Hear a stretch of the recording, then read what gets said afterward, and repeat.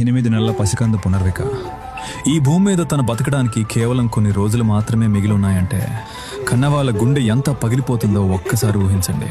ఆ పాపకు వచ్చిన జబ్బు పేరు SMA టైప్ 1.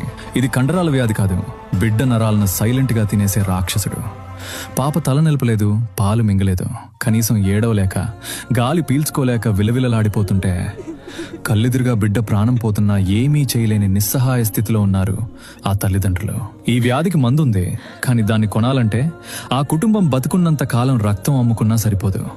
అక్షరాల 16 కోట్ల రూపాయలు.